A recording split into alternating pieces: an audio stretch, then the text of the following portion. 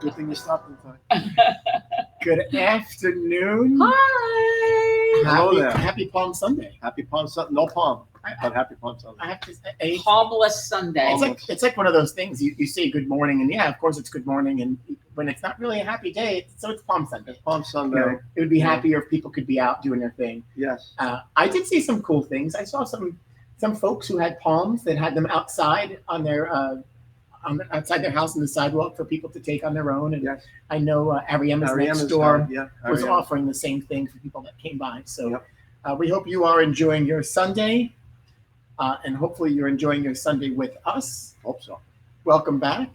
We are live from Raps. Today we're at our regular time, Sunday, 2 o'clock. Last Sunday we were up late, and you joined us, and we appreciate that. So back to our regular scheduled time. Regular scheduled programming. And we've got our co-host back, Joe Cal. Happy to be back again for my weekend jaunt. That gets me out of the house a little bit, gets me out of my family's hair, and you know it's good. Brooklyn's own, Joe Cal. And Staten Island's on. And Staten Island now for the last 34 years almost. So yeah. So it's all good. Yeah. So what did you do last night? You left here, Naz, and I had to stop at the pharmacy, and I went home. It's tough to be out now, especially now, and it seems like most people are complying with the request to wear masks. Yes, most. I agree, and you should be wearing them. I wear mine when I'm out. It's surreal. Yeah, it's surreal to see that. Yeah. And hopefully, even according to Governor Cuomo today, we're maybe trending in a good place. But please, wash your hands, don't touch your face, and wear a face mask if you go out. If you can. Yep. Yeah, to think that not too long ago we were laughing at the tourists who were running around Manhattan in their masks. Yeah. And here we are following suit, doing our thing, Yep. which has been tough. So I had to go to the pharmacy last week, and I don't want to go back. Yes. And you did what? I had to go to the pharmacy last week. Yeah. I don't want to go back. I had to go use the pen pad. Yeah. I pulled out my own pen. Yep. I just no, and they were all set up. You don't know, and the pharmacy of all places, Right. I would be thinking sick people are going to get whatever they need. Yeah. People have to keep distance too. Like you get online, and sometimes you're given a look over the shoulder, like, could you back it up a little, please? Because you're getting a little too close. Somebody posted a very funny meme that I wanted to share, but it's not appropriate. Somebody that was online, and they had a note taped to their back that had some adult language. Yes, adult language. Stay the F back. Yeah. And it was pretty funny, but I mean, I think it made the point. Yeah. And I felt that way. Yeah. I haven't said it to anybody, but I felt that way. I've turned around at people and was like, do you not know what's going on? Yeah. And some people, I believe. Why are you on my back? Yeah, right. It's a little frightening. Under normal circumstances, I don't want that, especially now. Yeah. So it's sometimes a little disturbing. Can we start moving this distancing thing to cars? Maybe people will realize they don't have to be on your butt. Yeah. Especially out here. Yeah. Oh, wait in your car. Right now, everybody's in a rush. And there aren't many cars on the road, but, social distancing, I think we need to extend to cars. Maybe people will go back to learning how to drive again. That would be nice. I don't need you. Yeah. Need you. That would be nice. There's That a lot close. of bad drivers. Right. Yep. But as Stink says, don't stand so close to me. That's right. Yeah. That's right. Please. And the sign that you saw wasn't Joni Pesolano. No, Joni may have posted it though, but it wasn't Joni. Shout out to Joni. I mentioned this the other day when last Saturday they were bowling and she was selling 50-50 tickets. She had a mask, gloves, and a sign that said exactly what you're saying. Yeah. Hey, give me your money, run away. Yeah. Stay far away. Yeah. Joe, what did you do yesterday? I left here. I had to make a quick stop on the way home to pick up lunch for my daughter, who was like, Dad, could you please stop and pick up my buffalo chicken wrap? So I said, sure. So I had my mask. I didn't have gloves, though. That's my bad. But I went inside, and the delivery guy and the guy who was serving didn't have gloves on. Yeah. So that was a little unsettling for me. Yeah. But, I just made a quick stop, and I picked that up for her, and I went home. I had a Crown Royal, a double, on the rocks. Me and my wife had our cocktail hour a little earlier yesterday because it was the weekend. So, and then we had dinner, and then I watched more reruns of The Sopranos. I started watching again. I started watching again from season 1 because that's the best years of Uncle Junior. Yeah. And Uncle Junior had the best one-liners on The Sopranos out of any character. I So I'm haven't, watching you know, it that again. hasn't come up. Yeah. Rewatching The Sopranos. Yeah, how Of could you all not? the suggestions. Yeah. No, we did that about a year ago. Yeah. About a year ago, we went back and watched them all. Yeah.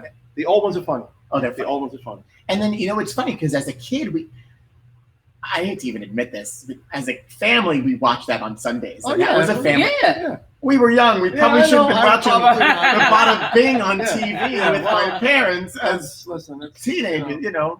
But when you go back and rewatch them, no different than watching other shows. But we religiously watched it every week. Yeah. And now going back, you have other memories that go with it, or you start to see, wait a second, that actually That happened, Yeah. right? Or you remember, wow, I forgot how that happened. 1999. Wow. It was the first year. So it's. And then we had to wait so 21 years long. ago. Yes. And we had to wait so long for the In between, yeah. yes. Well, I didn't mind true. waiting this season, with the That's- two-season yeah. thing. Yeah. And then they jumped the shark a little bit. The writers played too many games with that show. You know, but that was my night. So what did you do, Frank? Yeah. How about you? I left here and went home and cooked. There you go. I have to say, I'm not the. My mother even made fun of me today. I'm not the worrier. I'm not the. Hey, you go do. Yeah, you you- got to still do your Yeah, thing you to an have to. extent. You have to try. Not I now. went to last week. I went up. I was. You know what? I'll stop at the liquor store. I pulled up. I parked. Nope. I then called. I was able to Deliver. then place an order from my friend Victor at Victory Wines and Liquors, and they delivered an order. I just decided not to go. I saw people going in. I'm like, yeah, no. And before, like in the beginning of all this, you talk about the gloves. Yeah. Naz and I were talking about this. We went to restaurants and they were using the gloves. I was appalled. I thought it was worse because Yeah. people that use gloves Right. aren't washing their hands. Right. Yeah. Exactly. So that's the other thing. You can use Yeah. the gloves, but be careful what you're touching. Right. And then you can't keep touching things. Right. You know, just right. because you have gloves, Right. you might Right. be saving You're protecting yourself. yourself You gotta when you But change then you're it. not protecting yourself because then you're going to take them up and touch that. Right. Exactly. You know, so in the restaurant, he's grabbing the bottle, he's grabbing the cash, Yeah, and yeah. they're not changing gloves. Right. I was like, oh, this isn't. Yeah. I used gloves today at the gas station, and I was like, Oh, that's a must. You have to. Right in the use trash gloves. in You your have car. to. That's what I did. Yeah. Well, You thank have you to, for putting them in the trash because Yeah. one of the most disheartening things I've seen, It's and terrible. I love Staten Island. I'm a native Staten Islander, but when I see people post pictures of gloves in shopping carts, Yeah. in the gutters, Yeah. on the street, in parking lots, it makes me sad. I mean, it's terrible. hard to understand how people could be so not caring about. I mean, they care about themselves, obviously, but to just discard them, it's terrible. Yeah, and It they're throwing really, it it's everywhere. disheartening. Yeah. I hate to say. at the bank yesterday. Yesterday, You Friday. see masks out there. Today's Sunday, right? Yeah. Today's So Friday, Sunday, I went to the bank. There were gloves right outside the drive-thru. Like Yes. people opened up the thing, and they're doing their part. They're sanitizing as they're going back. I put gloves on for it, but they're there on the floor all over Yeah. the place. Can you please stop littering? Can you clean up your crap? Yes. Keep it clean, Please. Staten Island. Keep it clean. Staten And I think that's everywhere. Yeah. I think that's everywhere. I think there are people throwing their masks. That just pick them up. Yeah. People that throw stuff out of windows Yes. drives me bananas Yes, to begin with. yes. I usually yell at people or honk at them when I notice it. That's the New Same. Yorker in me. Yeah. I That's true. just keep a little trash bag in your car. Yep. Yeah. A little something. Yep. If Or you're gonna keep go a out. little Ziploc. What I've noticed some people doing is not using cash and keeping their credit card in a separate Ziploc, using it and putting it back in the bag. Ziploc. Yeah. So at least it's not touching anything else. Right. And, you know, it's scary to think that this is the world we're living in right Yeah, now, it's the but new it normal is. right Yep. now. And I like the comment from Mr. Rourke there. Good thing they got rid of plastic bags. Yeah. Right. So Not yet. They're still giving Yes, them out. they're still They're giving them out. yeah. So we went from paying 5 cents a bag to this. See, look what happens. Yeah. It's true. We Everything disturb goes the full world. circle. Yep. What Everything we goes full circle. something's disturbed. Yeah. We pissed off somebody, Yeah. so Yeah. Pretty soon, frogs are going to start falling out of the sky. I think it's going to be like a plague. The frogs are going to start falling out. Pig's gonna fly too, Joe. That I won't touch that one. I don't know about that one. Yeah. Why frogs? Well, in the Bible, wasn't there a thing about locusts and frogs and stuff? I don't know. Whatever. It if just somebody feels like a knows plague. about that, please. Is Grandma my mom? Was Greta. Yeah. Got to go back to the Old Testament. I think it was locusts. I just made up frogs because frogs are nicer than locusts. You know, something bad is bound to happen still. This is crazy. Yeah, we're getting a little punchy here, Yeah. as you can say. Oh, well, it is episode. It's day 16 for us for Day 16. live from Rabs, and it's Yeah. been an awesome 16 days. It has. So happy sweet 16. Sweet 16. Oh, Yeah. happy sweet 16. I'm happy to be here for guys. it. Happy to be here for it. And this is We should have wore a little crown. oh, that would have been cute. Kenny Soto said fly to frogs, question mark. Oh, yeah. Yeah, I don't see Kenny Soto. Thanks, Kenny. Leave it to we Ken don't know to chime either. in. Yeah, have some more sake, Ken. Don't worry about it. So today, we could sit here and just talk about nothing all day long, and you guys would probably still watch us and text us, which is fun. But it's not about us. We've got a special guest with us. Yes, we do. Yes, we do. So yesterday we had PBA and PWBA Hall of Famers, Carol and Dory Ballard and Del Ballard, and we had a great time with them, talking some bowling and some stories. Today we have, I'm going to say it today, a future PWBA Hall of Famer. Yes, she Yes, is. That's just fine. Stephanie Johnson, formerly known as the Stefanie Nation, who's come through the ranks. Stephanie's awesome, and so she's joining us today, live from home. Welcome to the show. Hi, Stephanie. Hey guys, how's the weather where you're at? It's kind of decent Not today. bad. Not bad. Not bad. Outside of the falling frogs, other than that, everything's fine. It's so funny you mentioned flying frogs because all this cooped up time has us just flipping through the channels, and this morning Sharknado was on, so they were flying sharks everywhere. We quickly changed the channel, but that's what it's come to. Yes. What is Shark Week? Stephanie, where do you live? I'm in Texas, Dallas area, not far from Carolyn and Dell. Oh, Probably about an hour east of where they live. Okay. It looks sunny out there today. It's deceiving. It's cloudy, and I say cold, but I know it's not cold compared to where you guys are. It's probably in the 50s, so it's a chilly day for us, but we've been trying to get out every day to go for a walk, just to literally get out of the house with the kids and just try and get some fresh air. How is that going with the kids? It's going. I mean, it brings its challenges. Levi's 5, he'll be 6 in July. Kenzie just turned 3, so they're not really old enough to understand what's happening. We're just trying to keep it very simple, that there's something going on in the world. Lots of people are getting sick, so all the parks are closed, school's closed. He misses his friends. We've been doing the e-learning thing, which everybody else is learning as well, so he gets to log in and see his little buddies. But lucky for us, he's only in kindergarten, so we're not trying to do any crazy math problems and learn these science experiments or anything like that. So it's been very simple and basic, which has been nice for me. I think the biggest challenge for us is just that nobody really gets a break, and you guys kind of mentioned it earlier.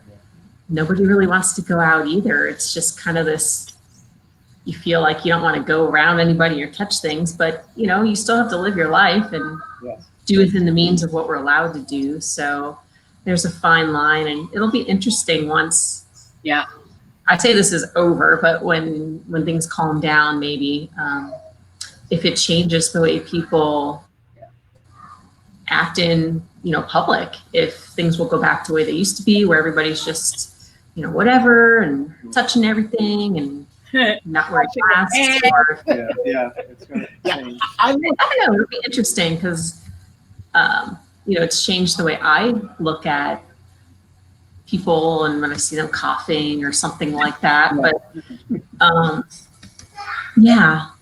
don't know. It's just going to be interesting. I don't know that anybody has gone through anything like this before, where everybody's kind of sheltered in place. And I think until it really affects you personally, maybe if you know someone that's close to you that's been sick, or maybe unfortunately has passed away, you don't look at it as like, oh, it's not going to affect me. But we're all going through it globally, which is interesting. It's not like just Texas or USA. It's literally the entire globe. So this is something that's definitely new to me. And I just keep telling my kids, we'll explain it to you in a few years and you can really understand what's happening. Yeah, that's true. We've been talking about a few things, but one of them, to your point, social norms are going to change tremendously in what they are.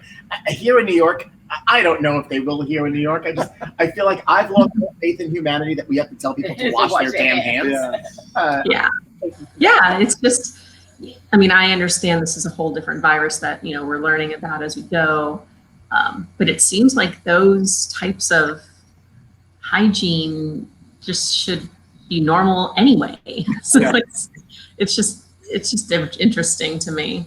And the whole glove thing drives me bananas. I was talking to Chris about this literally, I think it was yesterday, because we went to, we just drove through and got some lunch, and they're all wearing gloves, which if you think about it, like, okay, well, that seems safe. But, then they're getting your credit card, they're getting the money, they're grabbing the bag. And it's like, what's the point of this? Just use your hands if you're just going to touch everything anyway. Right. That's a very good point. And you wear gloves, but you still have to wash your hands. Right. Right.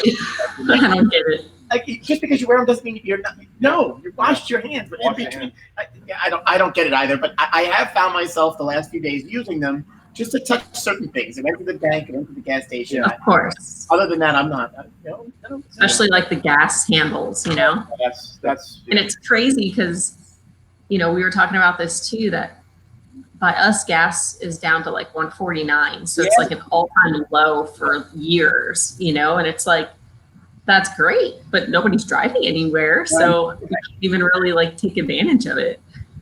Well, go fill up. If you're empty, go fill it up and then go back home. Fill up everything. Yes. Oh yeah, we are all full. When all this happened, everybody's running out to get toilet paper and towels and whatever else. I said to Chris, let's just fill up our gas tanks, because you remember years ago when that was a big thing where everybody freaked out that gas was going to go away. I said, let's just fill up our gas tanks just because. So they've been full ever since because we haven't gone anywhere. It's funny that you say that, because in the beginning of all this, there was a little buzz. How buzz goes around the bowling center. Oh, the gas stations are going to close, and I'm like, where did that come from? Who says that? And then, of course, there were lines outside the gas stations. Yep. Well, not today, friends. No, they are begging for you. We create that that freak out panic moment of, you see something on social media that, oh my God, Walmart ran out of toilet paper, and everyone's like, what? I'm gonna go get 18 rolls of it right now, because it's bizarre, it's bonkers to me. It is. But then we all have to do it because no one wants to be that person that doesn't have it, Paper. Yeah. That can So- be uncomfortable. Yeah. Yeah, the whole toilet paper thing I didn't understand. Yeah. I do like the memes, though. There's some really good memes. We're talking about toilet paper. Yeah. Some of them are pretty gross, but they're pretty fun.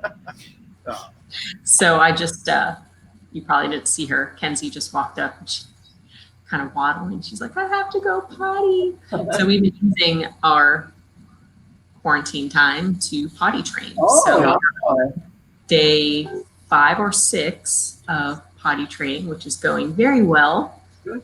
We have only had like 1 or 2 accidents, which I find to be a very big bonus because it was a little more challenging with our son. Yeah, boys are a little bit tougher. Yeah, Boys are a little tougher. Definitely. Is Levi offering to potty training? What's that? Is Levi offering to help potty train? Oh no. Oh no. They love each other, but when it comes to that, he's just kind of like, well, go potty. She'll come up to one of us and say she has to potty, because I think she associates, someone has to go with her. And we're trying to, the next phase of this training is, okay, you have to go potty. You recognize that. Go potty, turn the light on and do your thing and come back and tell us. Like, we don't have to actually be in there with you, but I'll take one little piece of progress at a time. We have lots of time on our hands, so we're trying to use it as productively as possible. Okay, well, are we ready for some of the bowling questions? I think we are. We're ready We for some of the are. bowling questions. We can talk about everything and anything. We're covering a wide variety of subjects here. And today, potty training. Yes. Hey, it's my life. Bible verses. Yeah, we're going all over the place. But we're going to focus on a little bowling. So, Stephanie, who were some of the people that were instrumental in helping you get your career going and eventually becoming a... Yeah. Oh, she did it. Good job. That's awesome. You did it. Good job. In front of an audience. And producer Liz that held up the sign. Applause. Anyway, hi.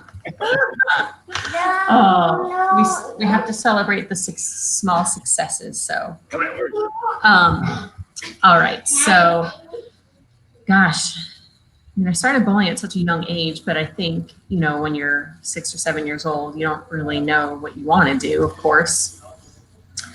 As I kind of got older, and I do have an older brother that bowls, so bowling kind of started out as a hobby for us on Saturday mornings, which is still very dominant across the country, and it was kind of my outlet away from all the sports I played in school. So bowling for me as a little girl was just for fun. I never took it seriously.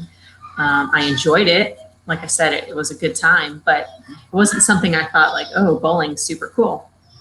So when I got to high school, I went to high school in Miami, Florida. It was considered a varsity sport. So I kind of had that question in my mind of like, okay, do I want to pursue bowling in high school, or did I want to play volleyball? And what really decided me choosing bowling was the fact that it was going to probably get me farther, you know, long term. I thought about the opportunities in college, then possibly beyond that. Ironically, I was better at volleyball at the time than I was bowling, but because of those opportunities I saw down the road, I decided to choose bowling. My high school, you couldn't play both. You had to pick one or the other. Me. No, baby, please. Go by daddy. Mommy, watch me. I don't even know what she's trying to do. So, long story short, I decided to forgive me because this is just how it goes here. This is His pants. I don't know how he's doing that. This is how it's going now. How are you doing that? You look like a mermaid. You're silly. So I went to the University of Central Florida after I graduated high school, and Pat Costello was my coach there. She is a former PWBA champion and Hall of Famer. See, honey, can you go by? Thank you. And UCF at the time only had like a 1-year program, like they were very, very new. So I could have probably went anywhere. I had a lot of different offers on the table to go to a lot of their more popular schools that had distinguished programs, but I decided that I wanted to stay within Florida.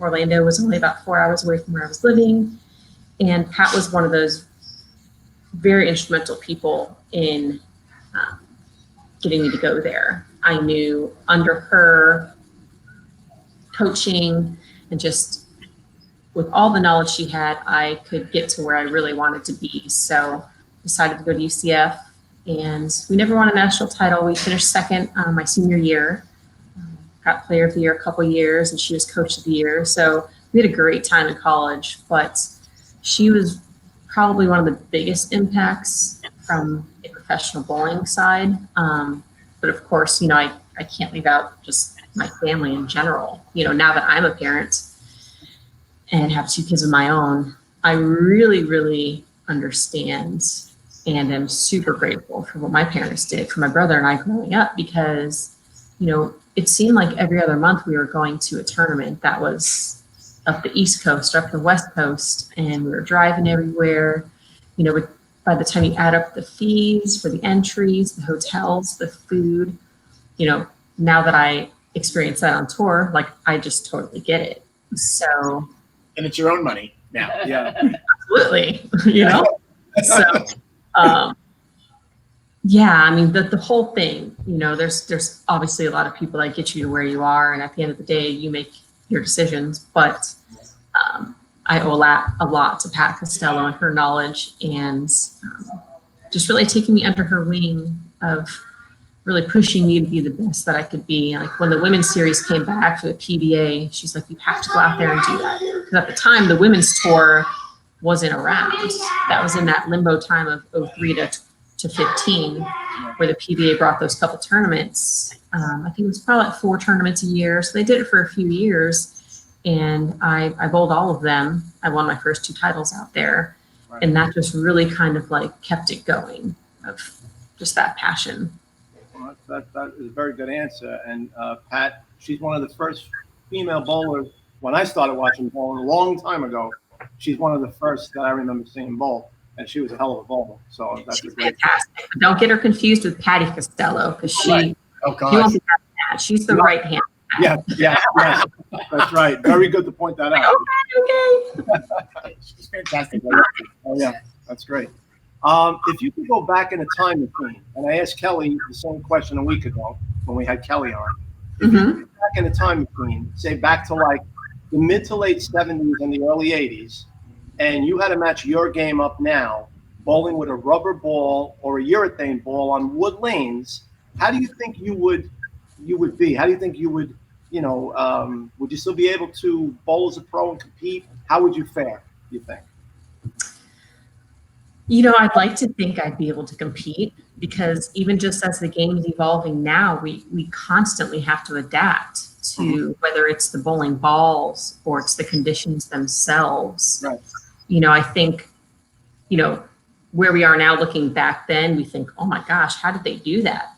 Well, if they were back then looking to the future now, they would probably have that same conversation of, well, what do you mean your ball hooks that much? Or there's this much oil and these different conditioners and things like that. So I think it goes both ways. And I'd like to think just the competitor in me would work really hard and try to figure things out and make the best of the situation, for sure.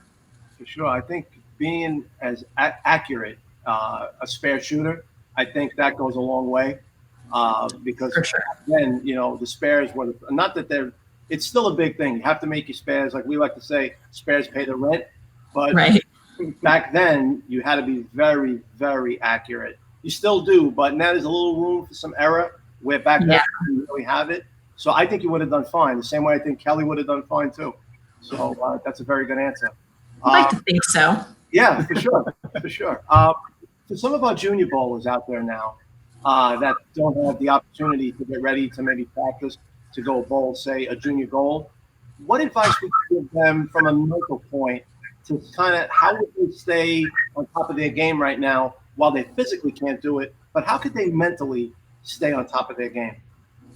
Yeah, for sure. I mean, you could argue that the mental side of the game is more important than the physical side a lot of the time. But, what I've been doing is I've been rereading a couple of the books that I've already had that are like just mental game type focus.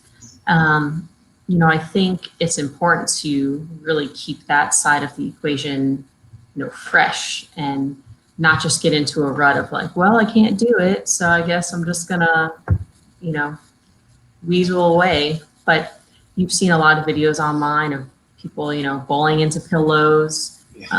I have my little orb that I've been bowling in the backyard with, just to simulate your body posture and just the feeling of it. Yeah. So, and who knows what's going to happen with the summer tournaments, if they're going to happen or not. So I think the best thing is just to keep pushing along like you are going to be bowling these big events coming up. Practice if you can, into pillows or something soft like that. But, I think it's very important also just mental game books. And if you don't have access to those, there's lots of websites. YouTube has a ton of information that people are now accessing that they haven't before in the past. So I think people are just kind of lingering on the internet. They're scrolling social media, they're scrolling websites they probably haven't seen before. So, There's so much information out there. You could argue it's information overload, but just take a look at it. Yep. Well, thanks. Yeah, Thank and you, Stefanie. use it all to your advantage. Yeah. I don't know if everybody realizes Stefanie truly is a product of the youth bowling program. Yes. From worked her way through Team USA, junior gold, 3-time champion, right? 3 years. Yeah. I do remember that. Absolutely awesome. And so to think about what JOG was and has become to junior gold championships today, talk about that experience. More importantly, how did you prepare yourself to compete in those events when you were at the prime of your youth bowling career? So my first junior gold was in 1999 in Orlando, Florida. And funny story behind that is the only reason I bowled in it, well, A, I qualified, but B, we could drive there. So my parents, like most parents, kind of are a little clueless as to what this event really is all about, and just that it's this big junior tournament. You're trying to make junior Team USA. So we're like, well, we'll give it a shot. That was the first year I made it. So first year I tried out, first year I made it.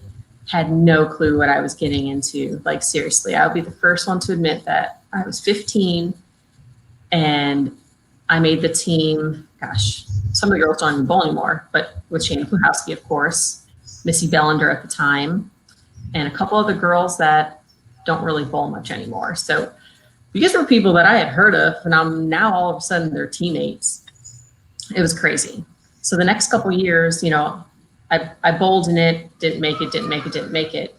But I just kept on practicing, mostly on sport patterns. But I know the argument for a lot of people is they don't have access to that they can't, have their mechanic lay it down for them, or it costs money.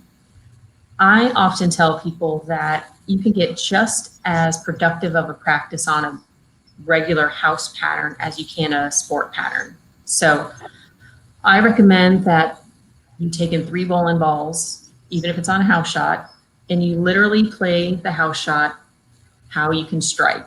Now, subconsciously, you're probably doing different things with different bowling balls. The stronger the ball, you might be changing your hand position. You might be lofting it. You might be moving your angle. So you are still working on your game without really truly bowling on a sport pattern, but you're fine-tuning some of those little tricks in your bag that you don't even really realize you're doing. So, I just think it's important just to get on the lanes as much as you can. And even if you can't, like I said, we just talked about reading some mental game books. That's important too, because it's a beating. You're bowling against the best of the best, and it's nerve-wracking.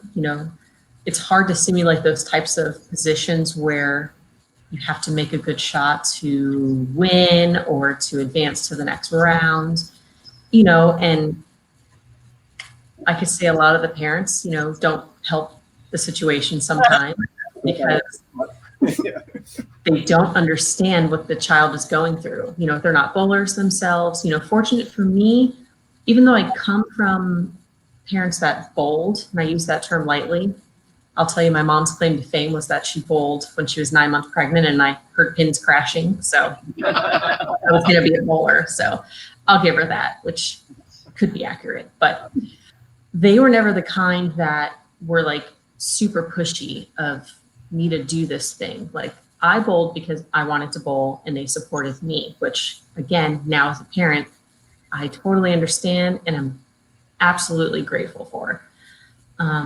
What breaks my heart sometimes is when we go to junior gold and we see the parents that aren't that way, that are very negative, and it's heartbreaking because the kids are trying their best, and maybe the kids don't really know what they're getting into either. So the parents think they're just kind of wasting all this money, and they're bowling 120s or whatever it is. And so it's a big curve of education, of trying to teach the kids and the parents kind of what sport bowling is all about, and just getting that learning curve going. So you talk about books. Do you have and there was a question here from Brian. You have any specific go-to book that you would recommend? I'm in the middle of reading The Slight Edge over again. It's a fairly big book, but great information that you can apply to life. And I like those kinds of books a little better that aren't just so sport driven. And there's another one that's a super, super quick read. I mean, you can literally read the whole book in 2 hours. It's called 1% Intention. It's by Brian Kane. He came to our Team USA camp this year and last. Amazing guy. He's like a sports performance coach, and he wrote that book. So it's a super easy read, but it's very applicable to sport in general. So those are probably two of my favorites that I'm rereading again. And nobody has any excuses. There's plenty of time to read right now. If there Got a lot of time. I'll tell you what. So I do enjoy reading. I don't get to do it very often because, I mean, you see kids running around and screaming. It's hard to do that. But at night when they go to bed, like I'll just pop out on the couch, turn the light on, and just read 30, 40 pages because it's my time. You know, it's the time that I get by myself, and whether it's 10:30 at night or 7 in the morning, you know, you got to make those sacrifices for things that you really want, you know, whether it's reading or catching up on a show, whatever it is, you know, there's sacrifices that have to be made even if we are cooped up in our homes. Right. Yep. So Stephanie, if you could go back and tell your junior bowler high school self something, what would you tell yourself? Those boys don't matter. I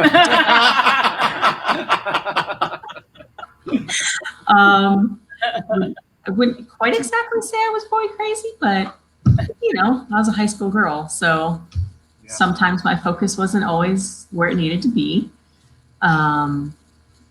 But I will say that I did spend a good chunk of my high school time bowling.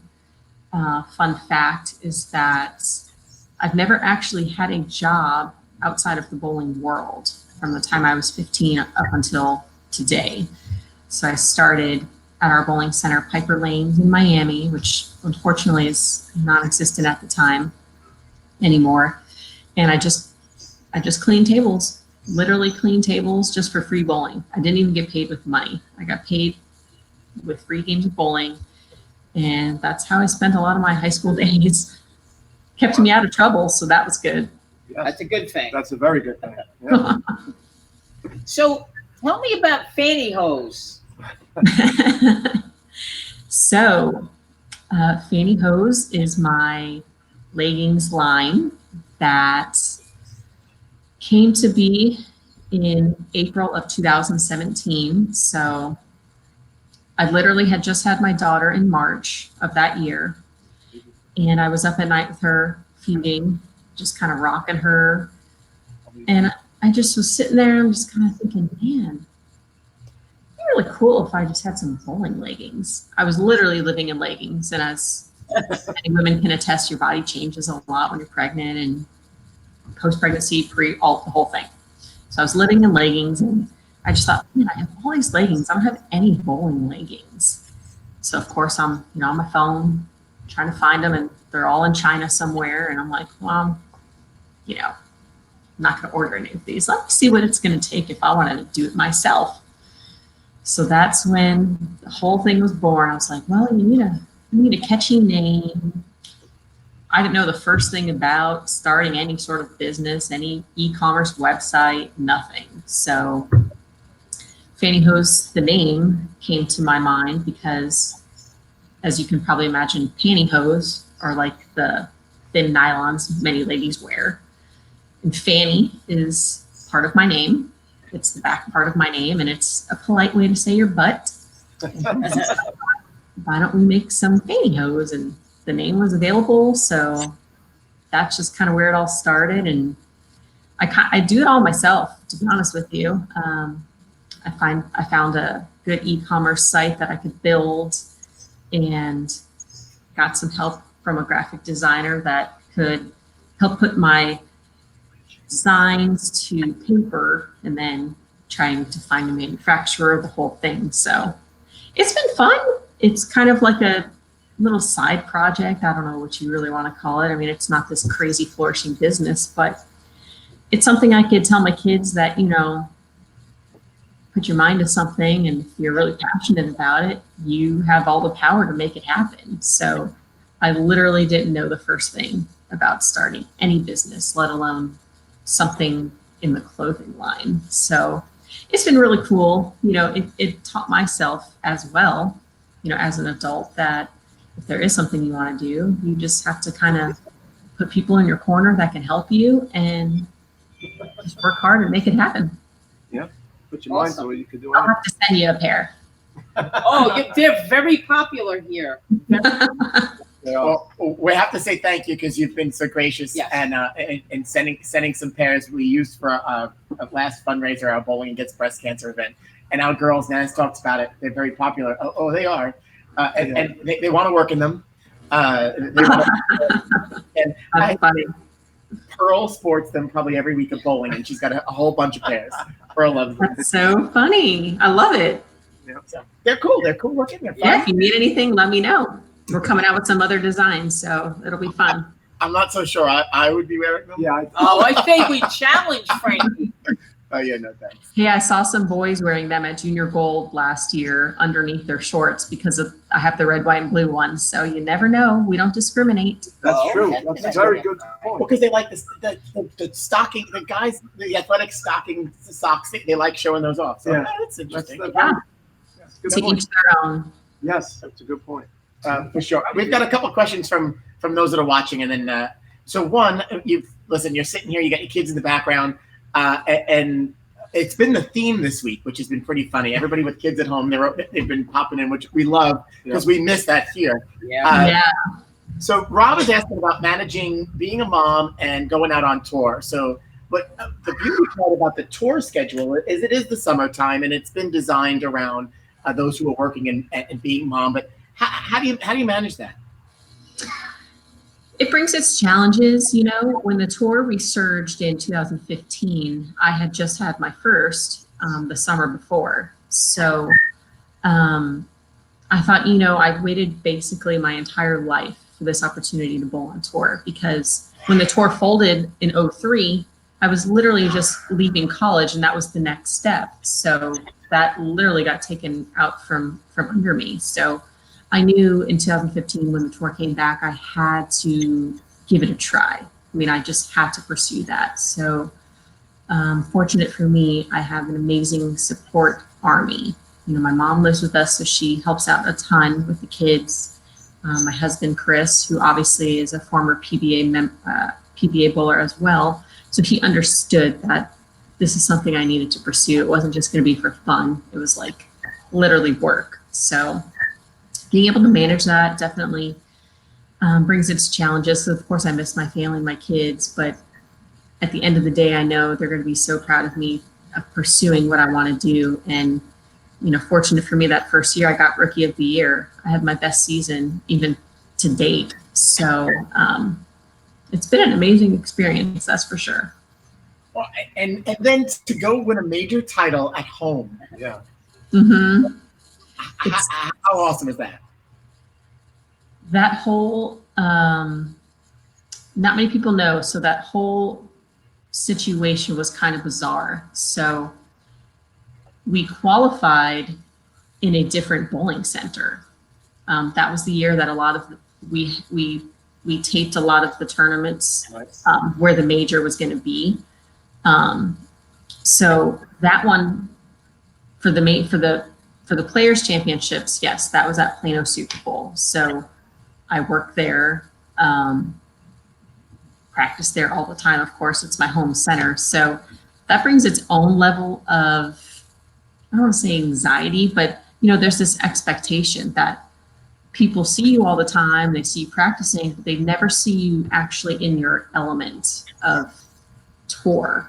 So, it's such a different mindset. Even when people see you on TV, you're focused, you're kind of in your zone, what you hear a lot. So people think you're just that way all the time, that you're just a serious person that doesn't have any personality or whatever. So to be able to do that in front of my family, and my fans, my coworkers. Shannon was commentating that day. She's my best friend. So it was just this crazy story of how it all happened. And it was just incredible. Very incredible. If anybody knows, if you watch that or know anything about Stefanie, the emotions were certainly flying. Oh yeah. It was awesome I have to say, it really was awesome to watch. Yeah. And, I heard a lot of, because that was a live show, that after the fact, when I was going through all my messages and my texts and stuff, that I had a lot of people in tears because they could just feel what I was going through, and it's just, sometimes you can't control your emotions, good or bad, but you just don't know how you're going to handle those types of situations until you're in them. And it literally just took over. And I just was like this crying hot mess. Your family has to play a role into that, right? So you're out there and you're not around your family. And so it's FaceTime, it's whatever you're doing, it's stay in touch. And then to do that in front of your family. Yeah. That's great. Jason talked about that, his experience last month going through that. I can't imagine what that feels like. Yeah, it's, a lot of the girls, they ask me, if I'm going to ever bring the kids out there to some of the tournaments. And, the short answer is no, just because, as you can see, it adds just a different level of distraction. Right. So, maybe when they're a little older, assuming, tour's going to go on for many, many years, I will definitely bring them around. But they are aware that mommy's going bowling and mommy's working, because we try to explain it to them that, mommy's just not going on vacation to go bowling and have fun. I mean, of course it's fun, but it's work. So that's what I try to explain to my friends that aren't bowlers. They see, oh, I get to go to all these cool places, especially Team USA stuff. And yes, of course it's wonderful, but we have a job to do. We're not there to go sightsee and to go, exploring. We have a job to represent ourselves or represent the country. And it is a different level of stress for sure. You're talking about practicing when you were running the center, you're working in the center and you go to practice and you're trying to work. We kind of laugh about it all the time. I don't practice often. And if I do, I go down here and then nobody leaves you alone. So. So Plano Super Bowl is 24 hours. So I spoke about sacrifices earlier. I will literally get up at 6 a.m. and go practice because nobody's there. Obviously the staff is there to let us in and all of that stuff, but there's no customers really there that are going to be walking over to me. Hey, how's it going? What are you doing? And I know they all mean well. And right. I do take time to say hi. But there does come a point where it's like, okay, well, I'm trying to work here and, I need my time. So it is very challenging, but that's the sacrifice I have to make to get there early to make sure I can get in a good hour and a half of just solid focused practice. Our friend Timmy Nicole tries to put in the computer, leave me alone. And that doesn't work either. No, they'll read it and they're like, oh, that's a cool name. And then they'll go talk to him about that. Why'd you put that in there? Yeah. Right? Exactly. And then once one person comes over, then it's like, oh, okay, well, I can come over too. And I can come over too, and then it's like, oh, we're just socializing at the table now. So we have another question from our buddy Anthony. Anthony, who, a lot of pressure here, but a future junior gold champion. He's been working on his game. He's asking about your pre-shot routine. Before you step onto the approach. What is that for you? So for me, I like the KISS system to keep it simple. I don't have any crazy rituals that I do or anything like that, but it's amazing how breathing and closing your eyes can just literally bring you down. So I think oftentimes the reason we get so nervous is we get caught up in thinking what's going to happen, and it hasn't even happened yet. So we work ourselves up for this moment of whatever it's going to be. I need to make this strike, or I have to pick up this spare.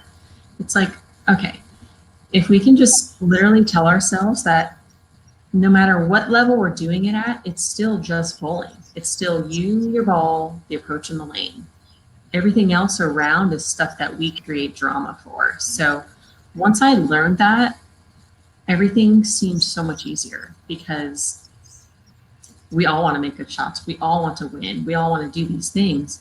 But when you break it down, it's just one shot at a time. So if you try to really just calm your breath and stay present in the moment of whatever that is, don't get so caught up on the end result, because I think the result is what tends to make people nervous, because like, well, what if it doesn't work? Or what if I look silly? It's like, Yeah. well, we just got to do our thing and be like really present where we are. Some do have some silly ones. Yeah. I'm sure they do, but I don't. So I'm sorry, I'm boring. I love it. Once you get a negative thought, though, once you think something negative for like a split second, the end result is not going to be good. Oh yeah. Right. So you have to think. The mind's. I mean, how many times have you thought about, like, I mean, goodness gracious, that silly 610? You Right. just think, oh, I'm going to chop this thing. Yeah. And then you just chop it. And you're like, well, I just set myself up for that, you know? So I do it at least once a week. yeah, the mind is just a crazy thing. Like, you just can convince yourself of what's going to happen. So why not make it positive instead of negative, you know? Yeah. So Stephanie, if you had to pick a go-to ball to win a title, take out, as our friend Nelson Burton Jr. used to say, it's time to go for the Sunday ball. So what's your favorite ball you have to take out of your bag to win your next major tournament? What's that ball going to be? So I recently made a switch this past year. I switched to Rotogrip back in December. So, gosh, what is it? We're about 4 or 5 months in, still kind of learning it all. But at the moment, my favorite Rotogrip ball is my Idol Pearl. That has been my moneymaker for a couple tournaments we've had here. Obviously, our tour hasn't started yet, so we'll see how it goes out on tour. But that is probably my go-to right now. Very nice. Excellent. All right, so a fellow Floridian has a question for you. Mike Cannington. Steph, do you miss your days at UCF? Oh, yeah. Oh, yeah. You know, if I could go back in time to any of my bowling career, it would definitely be college bowling. What I tell a lot of kids that I coach and mentor is just that literally enjoy it while you can, because before you know it, you're way past it, you know? And I think there's just nothing better than bowling with a team of teammates that shares that same passion as you do. So lucky for me, you know, I think things have a funny way of working for them. As I mentioned, when the tour folded in 2003, I was just about to graduate. So because the tour wasn't around, my only outlet for any sort of competitive bowling was Team USA. So therein lies the reason why I tried out in 2005. So that pretty much filled my void of not being able to bowl professionally, was being on Team USA. And fortunate for me, I've made it every year since. I'm going on my 20th year total of representing USA, which is crazy because I'm only 29. But,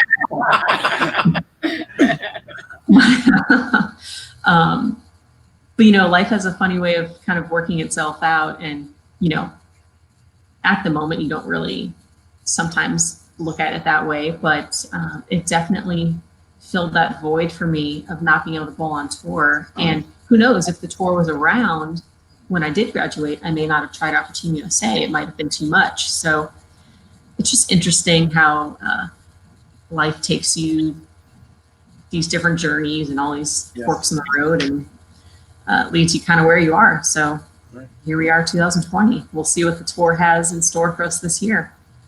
So do you see yourself possibly at some point down the road, like so many of the other women professional bowlers have done, especially the younger ones, maybe going back to coaching and maybe coaching a college team?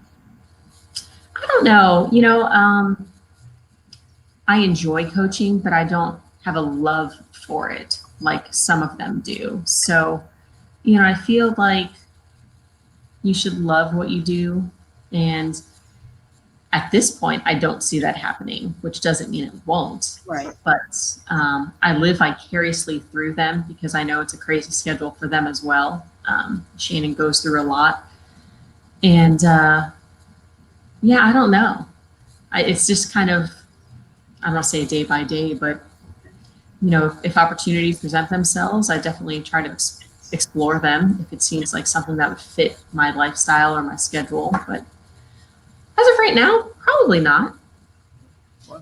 So 20 years on Team USA, your favorite place to travel to? Oh gosh. Well, I have a couple really cool. Well, I mean, we've been to amazing places. Let me just start with that. I'd say Hong Kong was super fun. Never been there before. Probably will never go back there, to be honest. But that was a really cool place. Another amazing place was Abu Dhabi. We went there in 2015, and we won that year. That was the year Liz Johnson decided to retire from the team. She did it in style. She shot 300, and then we won the championship. So that was amazing. But just what a rich culture and country. I don't remember the name of the hotel we were staying at, but we wanted to just walk to the corner store, and the sidewalks were made of like marble. And I just remember looking down like, are we supposed to be walking on this? Like, we paid thousands of dollars for this, like just for countertops. It was just incredible just to see how different it is over there. It was really cool. Nice. Yeah, that was the 15. That was right after the Paris situation, right? The bombing in Paris. I think time-wise. Yeah, it was a crazy time. We were all a little nervous, but you know, I was like, if they're not going to cancel the tournament, we got to go.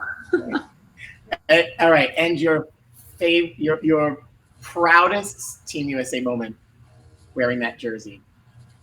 I mean, I would say anytime we're on the medal stand for sure, you know, winning as a team, which I think we had a lot more disappointments than we did victories, but those kind of get you from one to the next. So each year has brought its own challenges, you know, with format changes, teammate changes, the whole bit, you know, nothing that you wouldn't experience otherwise. I think our biggest challenge as a country is just we don't get to see each other that often.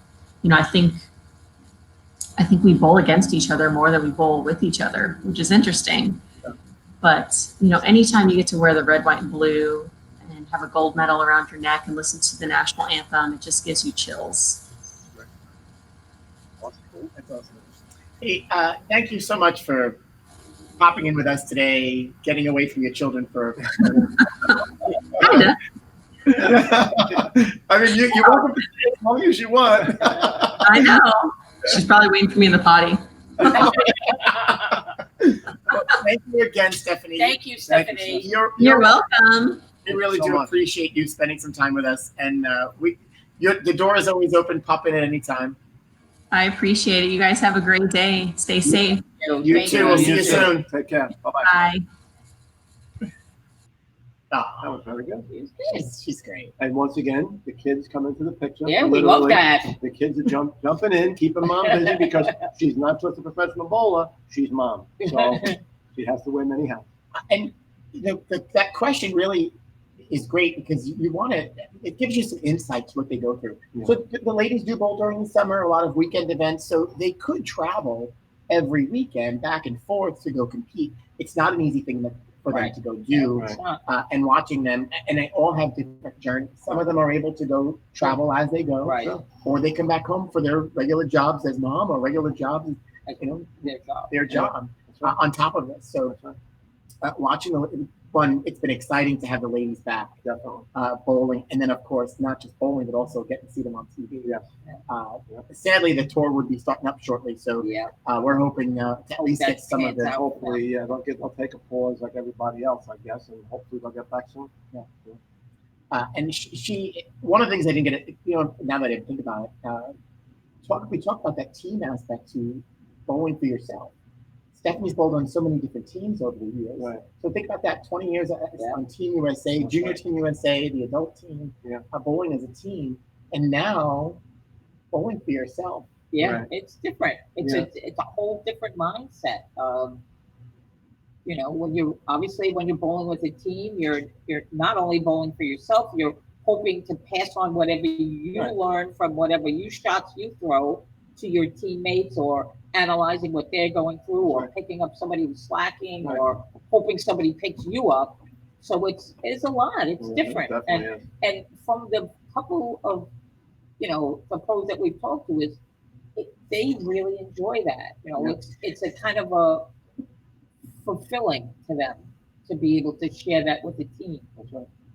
Well, and you learn so much, right? You learn so much to then apply. I think Yeah. that's the point there. Hey, your buddy Ronnie's been watching us. Shout out to Ronnie. Hi, Ronnie. Ronnie G tunes in religiously every day, and Ronnie's enjoying his retired life. And I hope that hip is healing up, Ronnie. We hope you feel better soon. We need you back. Yeah, on the we lanes. need you back next year. We need you back, Ronnie. He was ready to get back to bowling. Yes. And a little sidebar, and Yeah. he came back. And Ronnie, we can't wait to have you back on Monday nights. We I miss you, know Ronnie. he's been coming around to watch us. Yes. And I know it's killing him. him Yes. just to watch Killing us. him. Yep. And you know what? It's now day two. Day two that the master key is here. Yes. Yes. And I know Here. what the key is. We're changing up a little bit just for some messaging. And finally, somebody noticed. And so Terry would normally make an announcement right now. Whoever has the locker key, Please return it to the front desk. Yep. Was that Kevin that said something? It was Mr. Rourke. Kevin. He Yep. picked it out. Yep. It's 2 days, 3 days. It's been sitting here. Since yesterday, At least no? two. Yeah. At least two. Maybe three. Maybe Friday it was. Yeah. I was patiently waiting for someone to point it out. Very There good. it is. Now we have to put something else. Yeah. We have to hide something else. Yeah. A little nostalgia as we work out our way through. We'll be back there. Yes. Yeah. Well, That's The apple came out for. The apple came out for the Ballards, I know. So. And you got this cool collection. We're gonna actually Yes. with some future guests, we're actually able to pull these out. We got some magazines here. You're reading material. classics. Bowler's Journal, Bowling Industry, Bowling Digest. Look at the years on them. Wow, it's 93. I don't have my glasses, but I can. Wow, look at that. Who is that? Is that Chris Warren? No. That's Bob Lawrence on the cover. Wow. Look at the mullet. Bob Lawrence. It's like the Rob Vinci mullet from back in Do 1989. Funny you would pick that out. Yes. It's funny you would pick that out. What- That particular issue, can I see? Sure, absolutely. Is that Bob Lawrence? It's Bob Lawrence. That's not It's Bob, Bob Lawrence. Lawrence. No, it's Bob Bob Lawrence. Bob Oh, Lawrence. Bob Lawrence. It's Bob Lawrence. I thought you said Bob Yeah, Lawrence. in my Brooklyn, it might have sounded like Bob Lawrence. Bob Lawrence. Bob Lawrence. But since we Brooklyn. were mentioning Bob Yes, Lawrence, yes, good segue. next Saturday for Pro Bowler Saturday, we'll be joined by Bob Learn and fan favorite Amuleto Monticelli. Oh yes. We'll be here. Celebrating Yes. Mr. 300th birthday. Yes, it's It's going Bob to Learn's be birthday, Bob Learn's birthday. Yes. So we're gonna have a cake. We'll have birthday hats and some balloons Nice. and celebrate his birthday with Very him. nice. And next Saturday we are on at a special time. We are on Yes. at noon. Yes, Thank you noon for next that. week. Thank We're you for on that. at 2 p.m. every Yeah. day. Noon next Saturday. We'll be sure to remind you. Yes. Noon for a birthday celebration with Mr. Oh, 300 and the wow. one and only Amuleto Amuleto Monticelli. Monticelli. From Barquisimeto, Venezuela. Venezuela. Oh. Barquisimeto, Venezuela. He's trying to sound like it. Yes. Well, Amuleto, I think, has a little Italian lineage in him, much like Jason said. His family originated from Right. Italy. Yeah. And went to Australia. I believe we'll have to ask him about this. Amuleto. Amuleto. We're going to have to ask, did the Italian lineage that he has, did they settle in Venezuela when a lot of folks maybe settled in North America? Perhaps his Goombas went to South America. And maybe So- someone will message in like they did. Maybe he has one cousins of his around here. relatives. Yes, maybe much like Jason, he has cousins around here. Yeah. Speaking of things on the table, I just got asked if this bottle is empty. No, it hasn't been. We have yet to crack this. It's a We bottle may real soon. strike Yes. spirit vodka, which is very good actually. Yes, But no, we haven't cracked it yet. soon enough. At some point we will. Joe DeModio says that he's going to send you a Raiders shirt. Really? Joe, listen, I will say this though. Raiders were always my second favorite team. From Darryl LaMonica, George Blanda, Kenny Stabler, all those guys, but I bleed green, and I've been bleeding green with the Jets for a long time. And it's a lot of bleeding this It's a year. lot of bleeding. It's a lot of bleeding. But the Raiders, I have a little bit of a soft spot for them. So, Joe, if you want to send it, I'll definitely wear it. Thank you. We already have some bad stuff in the world. We're bad juju in the world right now. Can we not talk about the Jets or the Giants? I had to wear my Jet colors today. It's Sunday, football Sunday. Hey, we're gonna remember this today. And check out our meme of the day. So we're talking bowling. So this one's a bowling theme.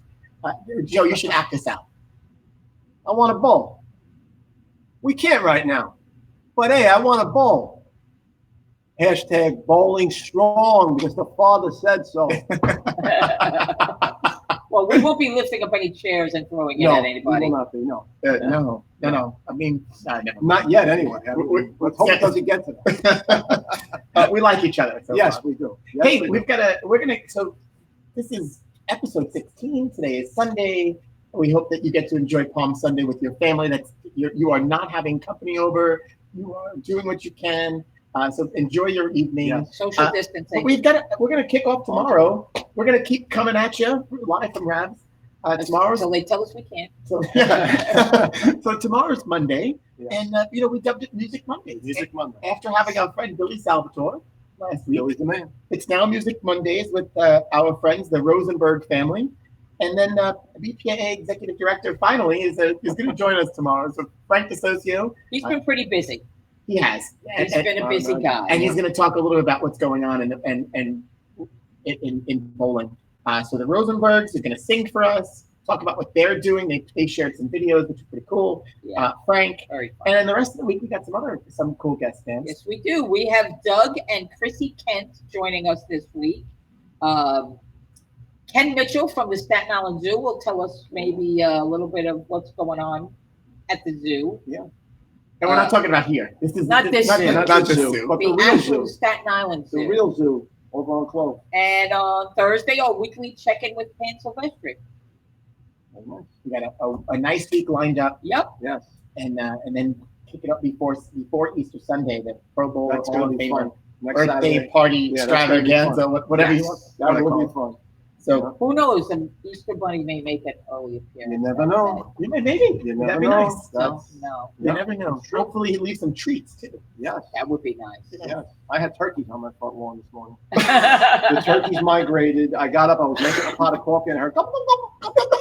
I'm like, wait a minute. You do that good. Thank you. He does. Thank you. You've had a lot of practice. My days of stand-up comedy years ago, I did some impressions. I didn't impersonate turkeys. I was going to say, did they include a I turkey? guess I could have. Maybe I missed my call. We may have. with some of the act. But I still had a turkey out on the front lawn. It was a lone ranger. He was by himself. I think he was gobbling with Looking trying to for find his, everybody or else. his mates, or his children, her children, or his family, or They're outside here. they're all And around. But This morning they're Yeah. rampant today. They are loud, flying. yeah, this one was loud at around 8:00 this morning. But he or she was the Lone Ranger or Lone Rangerette. They were by themselves. It's not a Sunday morning outside of Rabs Country Lanes without without Yeah. turkeys. Every Sunday morning. I mean, they're out there all the time, but Sunday mornings in particular. Well, they go to Yeah. church and then Yes. they come here. Or perhaps they were looking for palm. I don't know. Well, our guys used to feed them, so Yeah. that Well, was that part did of the help. problem. And then they kept coming back, and they Okay. just kept feeding them. We stopped telling you guys to stop feeding them. They come in here and they're doing it. No. Right. Yeah. Yeah. Well, I think the people across the street feed him too, because I that guess, house yeah. on the corner is Yeah. That's like a breeding ground. steady Yeah. with the turkeys. Yeah. Kathy Barkley, we certainly miss you ladies too. The Manic Monday ladies, tell us they miss them. We're thinking about a lot of people Yes. out there. Yes, We are- there's a lot of our friends, family, know that thoughts and prayers, sending hugs. Please pick up the phone, Long reach out distance to people. Yes. Long distance hugs. We're Yeah. talking air hugs, air kisses, please, and please do your part. Definitely. We're thinking about our friends, the McLennans. We've got some other friends battling this virus, and keep them in your prayers and Yes. thoughts. Yes. Please do. Definitely. Please do. We do have a question about junior gold status. Very consistent. June 1st. There's no update. We've been consistent. We're sharing the same information from USBC. June 1st is when they're going to get back together. I did see that they're on regular target, so they did open up registration for the Survivor tournament. Wow. I don't want to speak for them, but I'm sure that refunds would be issued if the event was postponed or canceled. They're on their regular scheduled target to do what they have, assuming the event would happen. Yep. I'm on the outside. I see what you can see on bowl.com. USBC has been pretty good with updates. Yeah. The last update was a collegiate update. So visit bowl.com. But June 1st is the date that they set, based on all that's what's happening. With that, please like and share us. We appreciate you taking the time and joining us. We do miss your faces. We do. So this is, again, you're not missing ours, and I know we're hoping to give lots of hugs when we do get back at it, and we'll really remember the days of the week because we'll see everybody. Yes. So like and share. If you're watching us on YouTube, subscribe and like, and tell your friends and family. 2:00 every day. Thank you, Stephanie. Co-host Joe, My thanks for pleasure. joining Naz and I in the Thank studio. you, Oh, Frank. thank you, Frank. Thank you, Naz. Naz. Thank you, Thank Liz. you, our producer Yes, and thanks to director, producer Liz and and director, Ray. and Liz. Thank you. Yep. Another great show, Naz. Another one. You know what? That was awesome. It really was. We'll see you tomorrow. Bye. Take care, all.